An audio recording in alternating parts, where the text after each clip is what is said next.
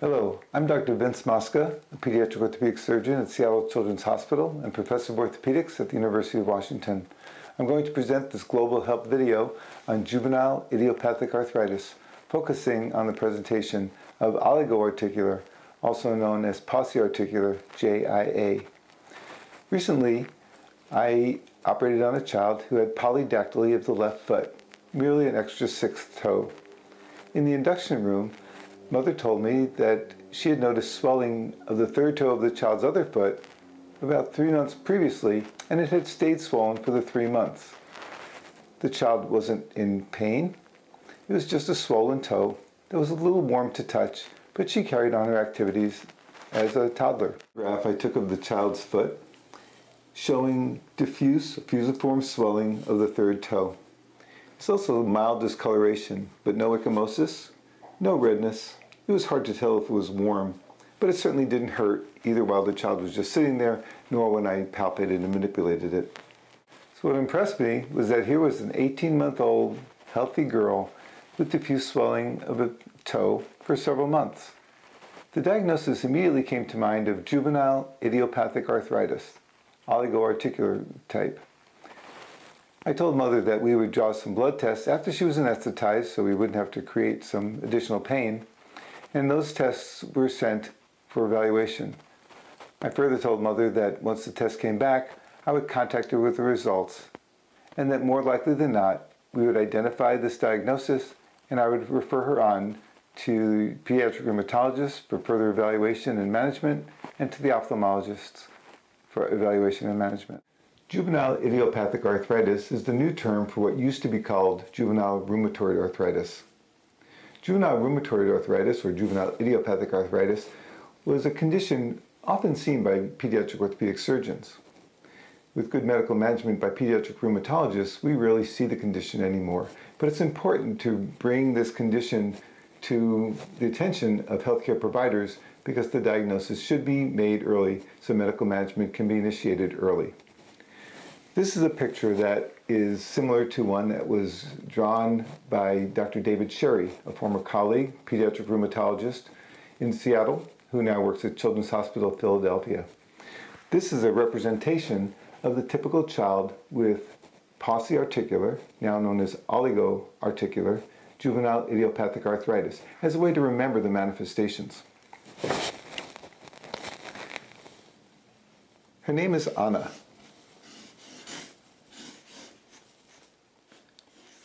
ANA stands for anti-nuclear antibody. It's a blood test that can diagnose juvenile idiopathic arthritis and is positive in oligoarticular JIA approximately 50% of the time. So a positive blood test confirms the diagnosis, whereas a negative blood test does not necessarily rule it out.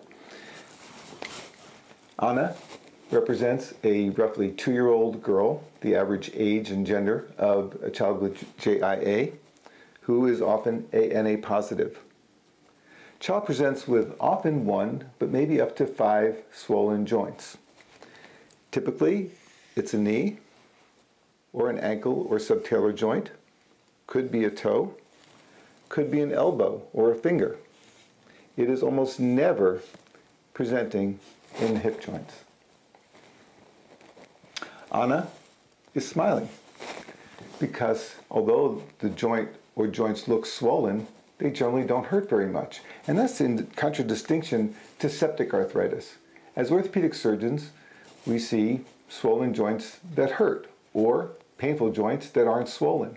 The characteristic of JIA is that there are weeks of swelling. The joint looks bad but feels good. For septic arthritis, the joint typically feels bad but looks good. So here's Anna smiling with either a swollen toe or a swollen knee, could be warm, there could be some limitation of motion, but she's still moving around. The blood tests for my patient with the swollen third toe revealed positive ANA, negative rheumatoid factor, elevated sedimentation rate, and elevated C-reactive protein. These all confirmed the diagnosis of juvenile idiopathic arthritis. And based on just the one toe swollen, the subcategory was oligoarticular in contrast to polyarticular or systemic onset. The rheumatologist will be seeing her in consultation shortly to confirm the diagnosis and begin medical management. The good news for the child and family is that JIA is very treatable. Many cases are cured, and for the others, the long-term disability is minimized by appropriate early management. I've also referred the child to our pediatric ophthalmology clinic, where they'll perform the slit lamp exam. The slit lamp is the proper way to evaluate iritis. A simple eye exam is not the way to diagnose it. The ophthalmologists know that if the slit lamp exam is normal, that doesn't rule out iritis. It rules out iritis for now, because iritis may predate the onset of the swollen joint, or it may develop within several years after the swollen joints begin. So they'll do ongoing screening to identify iritis should it develop over the next few years, so they can treat it medically and avoid the devastating manifestations of iritis, which are blindness. This is an image of advanced iritis. You can see the irregularity in the iris, and the iris is scarring to the lens. This person is already blind, and this is what we need to avoid by early diagnosis and medical management of iritis in children with JIA. I started by saying that this used to be a disease that orthopedic surgeons saw. With great medical management, we rarely see the conditions anymore. We don't see the degenerative arthritis of the joints. We don't see the overgrowth of limbs due to inflammation around growth plates. We need Anna to be cured by medical management. We need to make sure she does not become blind with healthy joints.